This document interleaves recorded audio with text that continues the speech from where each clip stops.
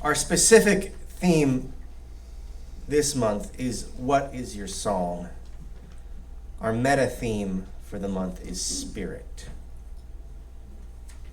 So guided by those themes, today's reflection is entitled Spirit Song. And as a starting point, we'll take a question. What does the relationship between the Spirit and song do?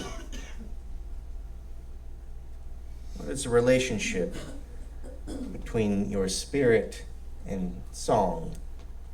What does that do? I think the broadest and most fundamental answer to this question may be that music sets us free spiritually.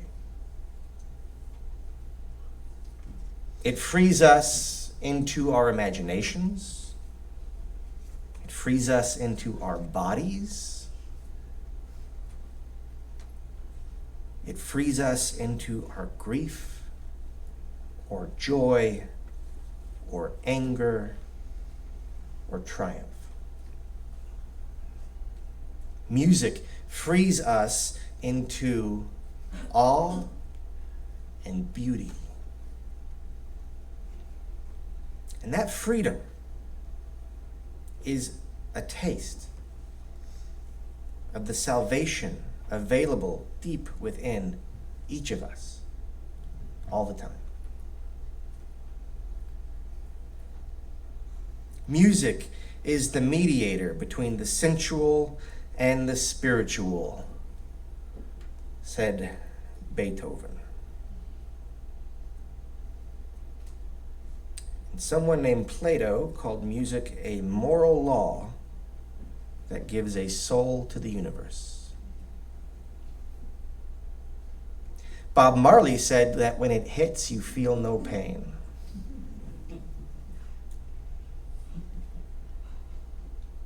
Lao Tzu felt that music in the soul can be heard by the universe.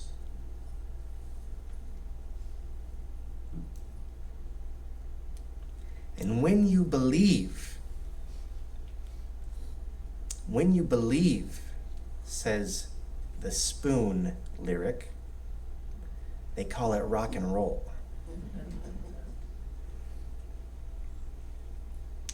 Next to silence, said Aldous Huxley, music comes the closest to expressing the inexplicable. But I would say to old Al, I would say, in human experience, there is no such thing as silence. So music is number one. As long as there is anything, which is to say, as long as there is a medium and a relationship and a change, which are the three fundamental truths, the Holy Trinity, if you will, of existence, then there will be sound. So silence is beyond the ability of being. That's what I would say to old Aldous. But let's not be too particular. He probably meant very, very quiet rather than actual silence. And I think that maybe what quiet really is, and what he meant by silence, is the isolation of some specific sounds. A breeze in tall grass, cars passing on a distant street,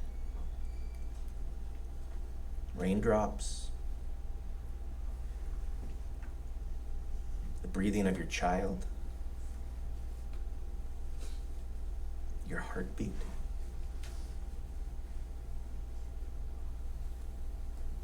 Quiet. Quiet is not the cessation of sound. That's impossible. Rather, quiet is the isolation and expansion of some specific sounds.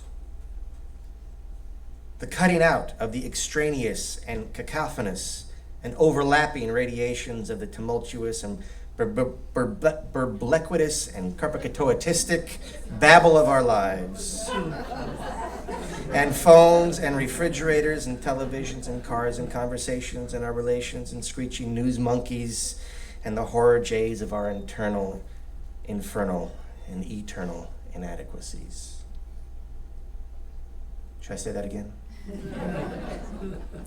Quiet is the isolation and expansion of some specific sounds, cutting out the extraneous and cacophonous and overlapping radiations of the tumultuous and burblequitous, carpacatoatistic babble of our lives, and phones and refrigerators and televisions and cars and conversations and relations, and screeching news monkeys and the horror jays of our internal, infernal, and eternal inadequacies.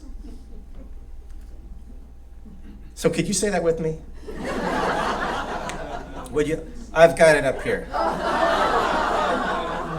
Okay, all together. Now I want us to start at the same time, and you have to read it as fast as you can. On your marks, get set, go. Quiet is the isolation and expansion of some specific sounds, cutting out the extraneous and cacophonous and overlapping radiations of the tumultuous, burblequitous, catoatistic babble of our lives and phones and refrigerators and televisions and cars and conversations and relations and screeching news monkeys and the horror jays of our eternal, infernal, and eternal inadequacies.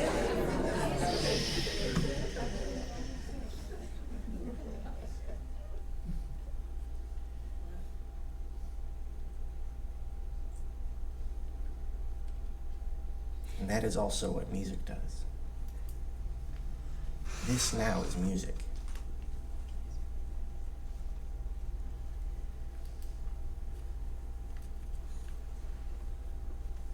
Now, as loud as you want it, ironically, music is a step toward silence. This is more true for music you are ready for than music you don't want. Music is a step towards silence. Even the black-draped, long-hair, head-banging Taguar is carving out a kind of silence. Music is built on the foundation of silence. And this is how it sets us free. This is the lesson of music that can be applied to many other of our activities. For music is born of quiet, and we understand, perhaps, quiet as the isolation and expansion of some specific sounds. So another word for that kind of expansion through isolation is focus. And so then the lesson is this: freedom is born of focus. So again, put ironically, freedom is born of restraint. Freedom is not limitless. Limitlessness is irrelevance and meaninglessness. Freedom is found in focus. Focus requires attention. And as music demonstrates, freedom is found in an enveloping attention in which we find we become less self-conscious and more aware, more connected to our immediate moment and circumstance. You know this. You listen to music, that special song on that time that you really need it, and you feel a comprehensiveness, an all-encompassingness. But that all-encompassing feeling originates from focusing on really what amounts to a very limited sensation, that of music in our bodies. So freedom is a sensation like that, like music. It comes from a focus that wraps us in it. Like when you are surrounded by music that makes sense. Music does the work of eliminating the distractions and providing the medium for attention. Appropriately, that medium occupies just a sliver of possible sound. We move from limiting our possibilities into experiencing the sensation where the terms possible and not possible no longer matter. We do that by focusing on a limited amount of possibilities. And music serves as an metaphor, not only to accomplish this, but to demonstrate it as well. So, Susan, could you please play the piano using only your forearms?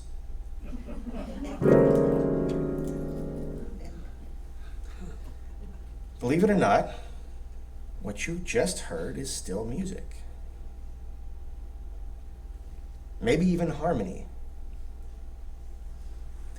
As I understand it,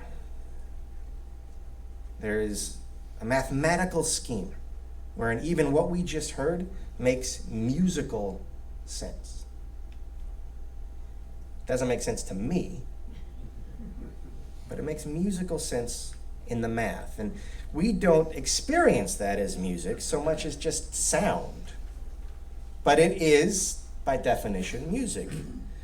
So what sounds like music to us is just a sliver of what is possible as music. For us, music is built on the 12 note scale. I was trying to do do, re, mi, fa, sol, la, ti. No, there's more than that. 12 notes, of which only 8 apply to me. So can you play something along those lines for a scale or something? That makes sense. Thank you. It's also true that other cultures have built their music on other scales. So for instance, ancient Greek music might not sound appealing to us.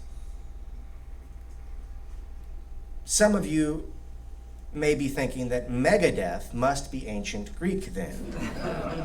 But no, Megadeth and Ella Fitzgerald are just relatively minor variations of a very, very small slice of the harmonic pie.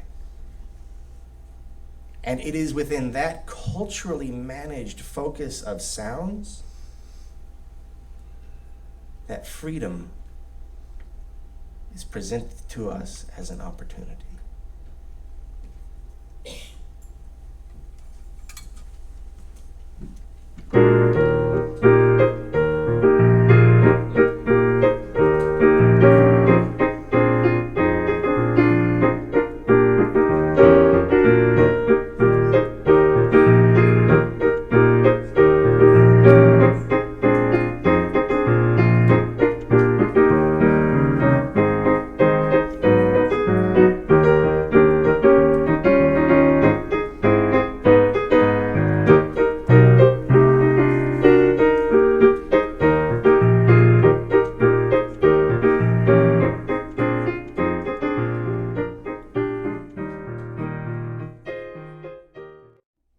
So music teaches us that freedom comes from focus. So what? What does it like all mean, dude? I suppose I am in the end and once again reflecting on salvation and the paths to salvation. And as many of you may know, I define salvation as freedom from the dominion of fear. I suppose that for spirit masters, it may be a permanent state. For the practiced, I imagine that kind of salvation is easier to attain than it is for many of us. But for most of us, myself certainly, salvation is apprehended in moments. The good news is this: it is always, ever and always available. And we each have experienced it. I'm fairly certain of that. We know it is not beyond us because we have, at one time or another, or probably many times, experienced freedom from the dominion of fear. And we do this every time we get lost in music. When music is not the background, but the primary and immediate experience, and we are lost in it, when we are not caught by our greater or lesser fears, when we forget our internal, infernal, and eternal inadequacies, when we discover the sensational wholeness of our beings, when pain is not our tyrant, but rather our doorway to our deep connectedness, when we focus on a thin sliver of possibility and expand it by engaging it,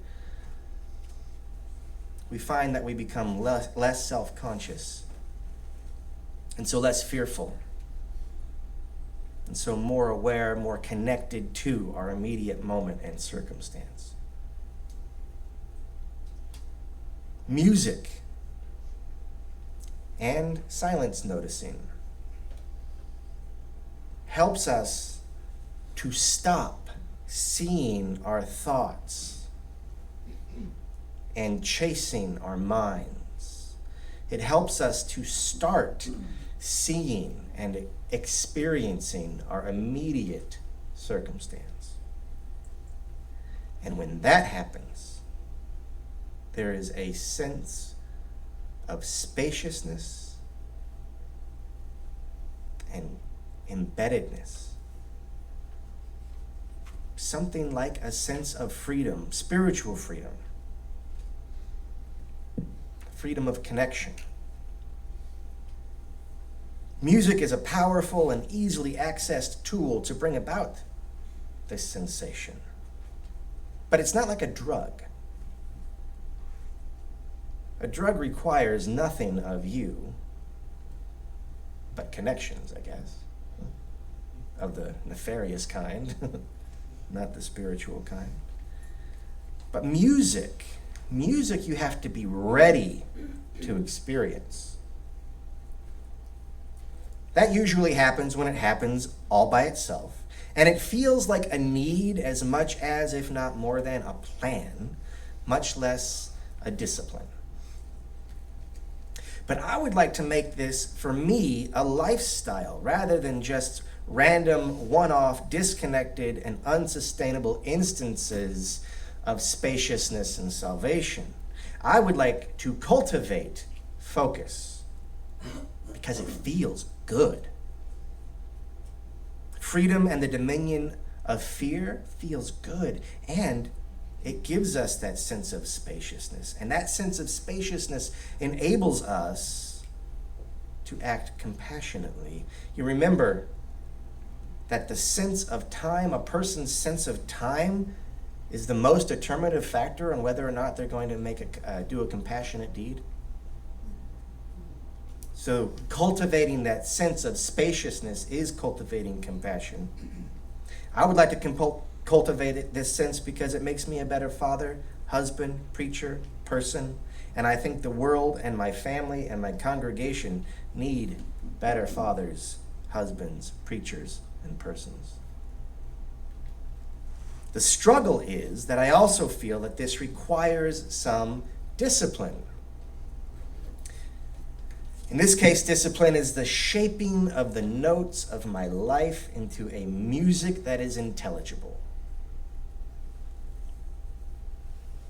and hopefully beautiful. Music that both literally and as a metaphor invites me easily into freedom and frees me into my imagination, frees me into my body and into my grief or joy or anger or triumph, frees me into awe and beauty and into realizing the deep salvation available within me whenever I'm ready for it. Now, discipline can be a scary word, and it can be hard to do. It sounds hard anyway. But the truth is that it could even be just resting and paying attention for 5 minutes a day.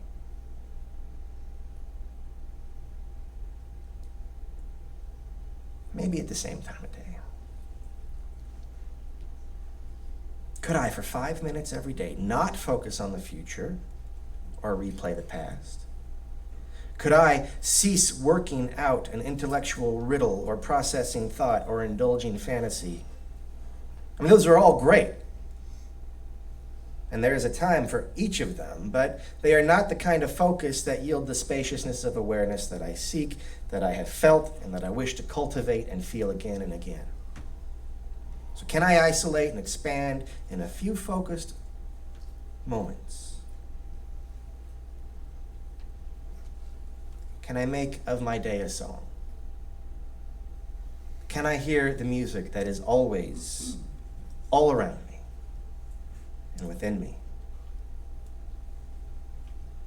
When we hear music, so to speak, we hear music, we bring focus to our lives. When we isolate our inputs and expand our awareness, when we limit the cacophony of life to a focused scale within which we may compose and listen and open up to experience, then we experience a sensation of freedom and a feeling of salvation.